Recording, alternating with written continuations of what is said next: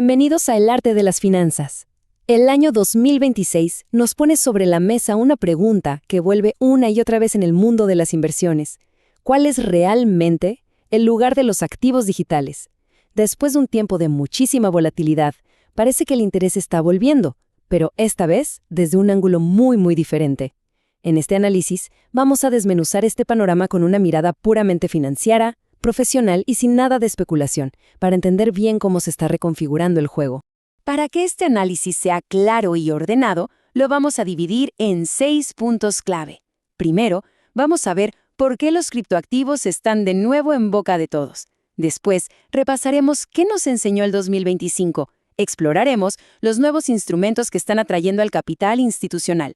Nos detendremos en el factor que lo define todo aquí, la volatilidad.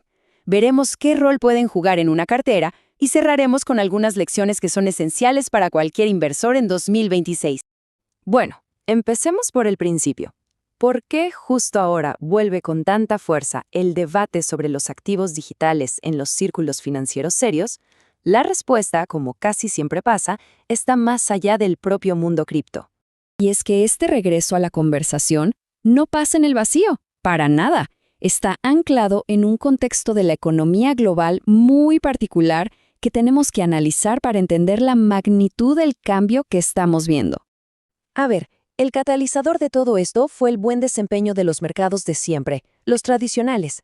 En 2025, el S&P 500 subió más de un 16%.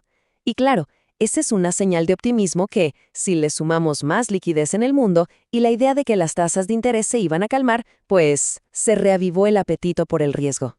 Y ahí es cuando los activos digitales volvieron a estar en la mira. Pero ojo, ya no como una simple curiosidad para especular, sino como una clase de activo con fundamentos que los grandes inversores institucionales ahora sí están empezando a tomarse en serio.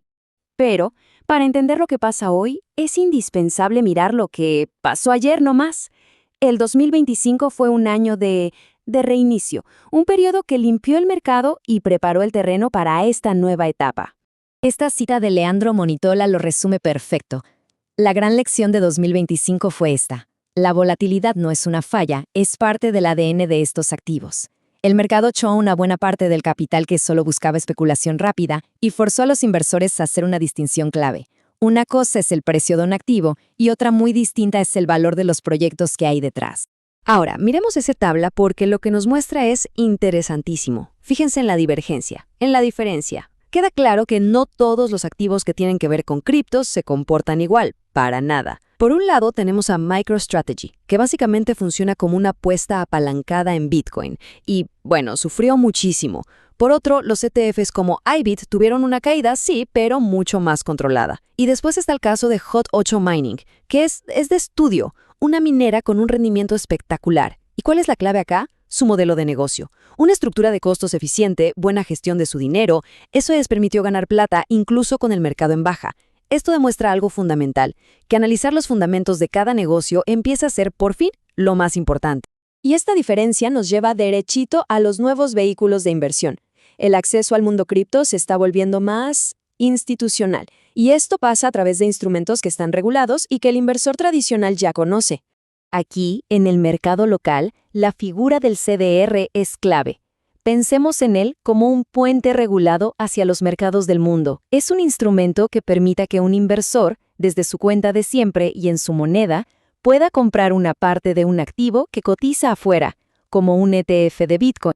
Su importancia es estratégica, Ofrecen una exposición al activo, pero dentro de un marco regulatorio claro, con custodia de grandes instituciones y operando con la mecánica que ya conocemos. Para el inversor que valora la seguridad legal y no quiere meterse en el lío de la autocustodia, los CDRs de ETFs son una forma directa y eficiente de sumarse a la tesis de inversión institucional en activos digitales. Esta tabla nos resume dos formas de pensar la inversión completamente distintas. A la izquierda, la exposición a través de un vehículo financiero regulado y cuidado por gigantes como BlackRock. A la derecha, tener directamente el activo digital, lo que significa que la responsabilidad de cuidarlo es de uno. Aquí la pregunta no es cuál es mejor, sino cuál encaja con el perfil de riesgo, el conocimiento técnico y las metas de cada inversor. Y esto nos lleva al corazón del asunto. al factor que define y condiciona cualquier análisis que hagamos sobre estos activos, la volatilidad. Entenderla bien, en su justa dimensión, es el primer paso para tomar cualquier decisión. Como dice muy bien el analista Renato Campos, que llegue en los grandes fondos institucionales no ha domado a la volatilidad, simplemente ahora hay más jugadores que tienen que aprender a manejarla. Entonces, la pregunta del millón es, ¿cómo deberíamos interpretar la volatilidad desde un punto de vista estratégico? Este gráfico lo deja clarísimo. Si la volatilidad de los bonos del Tesoro es un susurro y la del S&P 500 es una conversación normal, la de Bitcoin es un grito. La escala es completamente otra. No ver esta realidad matemática es el camino más rápido para tomar malas decisiones. Por eso, es fundamental sacarle a la palabra volatilidad cualquier juicio de valor. No es ni buena ni mala. Es simplemente una medida de qué tan bruscos son los cambios de precio. Para alguien que opera a corto plazo es donde está la oportunidad. Para un inversor a largo plazo puede ser solo ruido en el camino, siempre y cuando su tamaño esté alineado con su tolerancia al riesgo. Bien, una vez que entendemos la naturaleza de la volatilidad, podemos pasar a la siguiente pregunta. ¿Tienen estos activos un lugar lógico en una cartera de inversión bien diversificada y pensada a largo plazo? La respuesta es que sí, pero con peros muy importantes. Miremos esta cartera modelo como un ejercicio. La base, lo sólido, sigue siendo la renta fija y la renta variable tradicional. Los activos digitales aparecen, sí, pero como un componente satélite, pequeño, no más de un 5% en este ejemplo. Su trabajo no es ser el motor de la cartera, sino un complemento que, como a veces se mueve de forma distinta a los mercados tradicionales, puede sumar diversificación y un potencial de crecimiento asimétrico. Y este es el mensaje central de esta parte. No estamos hablando de reemplazar a las clases de activos que ya conocemos si funcionan. Estamos hablando de agregar una pequeña pieza a ese gran rompecabezas de la diversificación. Una pieza con un perfil de riesgo y recompensa único, que hay que dimensionar con muchísima prudencia. Y para terminar, vamos a condensar todo este análisis en principios prácticos, en lecciones concretas para quien esté pensando en esta clase de activos de cara al futuro. Hay 4 lecciones que sobresalen. Primero, en un activo tan volátil, no cualquier caída es una oportunidad de compra, ni cualquier subida es una nueva tendencia. La paciencia es una herramienta estratégica. Segundo, el marco regulatorio es un factor de riesgo y de oportunidad que va a seguir cambiando. Tercero, es mucho más útil pensar en escenarios y manejar probabilidades que tratar de adivinar un precio. Y cuarto, y para mí el más importante, el autoconocimiento. Entender la propia tolerancia a la volatilidad es la mejor brújula que se puede tener. Cerramos con esta otra idea de Renato Campos que resume a la perfección lo que es un enfoque maduro de inversión.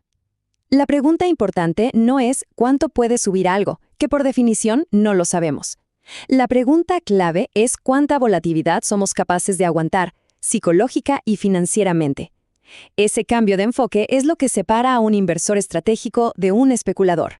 En definitiva, en un mercado que recién empieza, que es complejo y que cambia todo el tiempo como este, la ventaja no está en ser el más rápido, está en entender a fondo cómo funciona, cuáles son sus riesgos y qué rol puede jugar de verdad dentro de una estrategia financiera completa. Si este análisis le ha parecido útil, le invitamos a explorar los demás contenidos de nuestro canal. Muchas gracias por acompañarnos.